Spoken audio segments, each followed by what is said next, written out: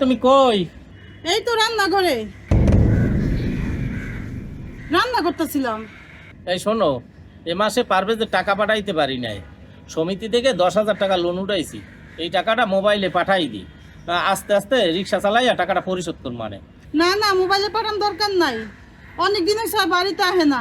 তুমি একটা কাজ করো, টাকা রোয়ারে দিয়া হয় একটু দেখতে হওয়া হোক। আচ্ছা ঠিক আছে, যাইতেছি। আর শোনো, সমিতি এলা কি বলছে, এই টাকাটা ঠিকভাবে পরিশোধ করলে আমার বড় একটা লোন দেবে। ওই টাকাটা দিয়া পারভেজের একটা মোটরসাইকেল কিনে দিস। না না, মোটরসাইকেল কিনা লাগবো না। ওই টাকা দিয়ে তোমার চোখের চিকিৎসা করো। দেও না, তোমার চোখে লেগে তোমার পোলা তোমার দেখতে পারে না। আরে না, ও লেখাপড়া শেষ করে যখন চাকরি করবে তখন ওই দেখবা আমার চিকিৎসা করাইবে, আমার খোঁজ খবর রাখবে। আচ্ছা যাও, টাকাটা দিয়ে আসো। আচ্ছা ঠিক আছে, তাহলে আমি গেলাম।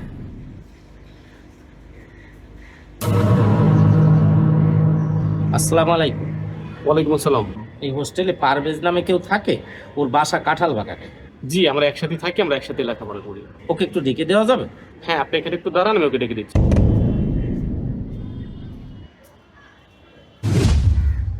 বাবা, কি ব্যাপার? তুমি আমার হোস্টেলের সামনে আসছো কেন?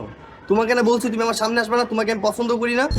তোমার একটা চোখ নেই, আমার বন্ধু বান্ধব যদি দেখে আমার কি মান সম্মান থাকবে? না বাবা, আমি আসতে চাই না। তোর মা বারবার বলতেছে এই মাসে টাকাটা দিয়ে আসো আর ছেলেটা একটু দেখে আসো, এই জন্য আমি আসছি। এত আদিক খাতা দেখার দরকার নেই, টাকা মোবাইলও পাঠান যায়। দাও, টাকা দাও, আর কখনো তুমি আসবে না। নে বাবা, এই টাকাটা। এখানে কত আছে? 10,000 টাকা। আচ্ছা ঠিক আছে, যাও, তুমি কখনো আমার চারপাশে আসবে না। আচ্ছা ঠিক আছে।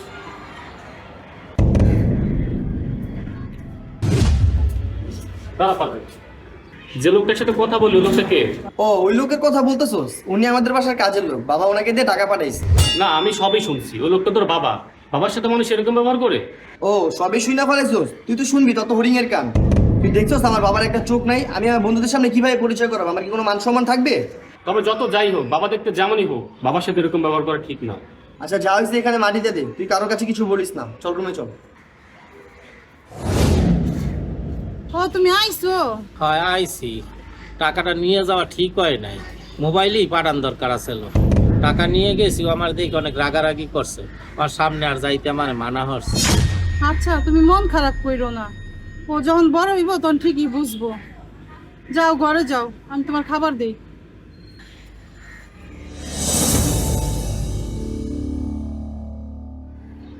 এই মামা, যাবেন?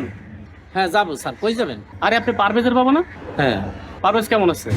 জানি না, 5 বছরে আমাদের সাথে যোগাযোগ নেই। আঙ্কেল, ওর ঠিকানা আমার কাছে আছে, আপনাকে দিব না। আমাকে নিয়ে একটু সামনে চলেন। আচ্ছা ঠিক আছে, ওঠেন।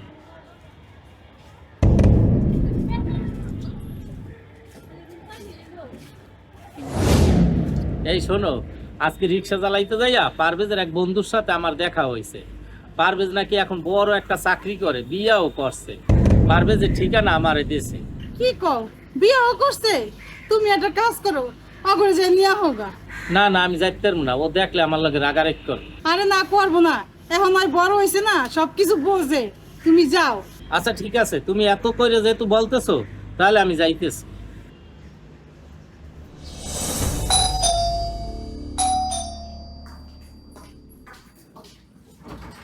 কে আপনি? এটা কি পারভেজের বাসা? হ্যাঁ, এটা পারভেজের বাসা। আমি একটু ওর কাছে আসছিলাম। পারভেজ, পারভেজ, দেখো তো কে যেন আসছে। কে আসছে? আচ্ছা তুমি ভিতরে যাও, আমি দেখতেছি।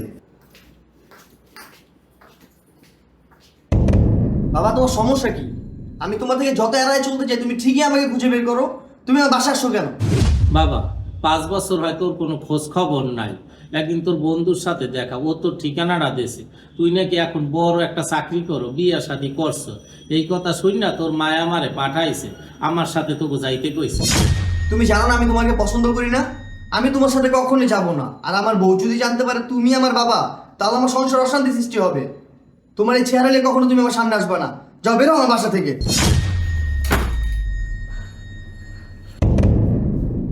কালকে লাস্ট বারের মতো বাড়িতে যা বইলে আসুন, বাবা যেন আমার সাথে আর যোগাযোগ না করে। আমিও যোগাযোগ করব না।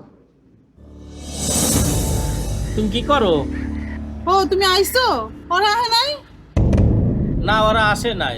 তোমারে বললাম না আমি যাবো না, আমার দেখলে রাগ করবে।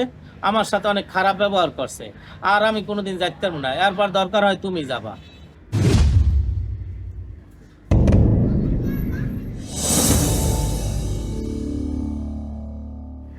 মা, মা তুমি কই? বাবা তুই আইসোস? মা তুমি কেমন আছো? বাবা কোথায়? তোর বাবা আর নাই, যেদিন তোর বাসার থেকে আইছে ওদিন রাত্রেই মারা গেছে। বাবা মারা গেছে? এটা তো আমি জানিও না। ভালোই হয়েছে, ওনার একটা চোখ নাই, এর জন্য আমি ওনাকে দেখতে পারতাম না। চলো তুমি এখন থেকে আমার সাথে থাকবা। বাবা মারা গেছে ভালো হইছে, তোর বাবার একটা চোখ তোর জন্য নষ্ট হইছে। মানে?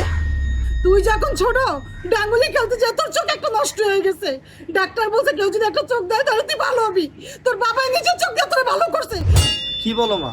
এই কথা তো তোমরা আমাকে আগে কখনো বলো নাই। আমি তো মনে করছি বাবার এক চোখ জন্ম থেকে অন্ধ। মা আমি অনেক বড় ভুল করছি, তুমি আমাকে মাফ করে দাও। চলো তুমি আমার সাথে চলো। না, তোর মতো কুলাঙ্গার সন্তানের কোনো মাপ নাই। তোর বাবা বাচ্চা দেখতে একদিনও তুই ভালো ব্যবহার করস নাই। আমি তোর লগে যাবো, তুই বাইরে আমার বাসা থেকে।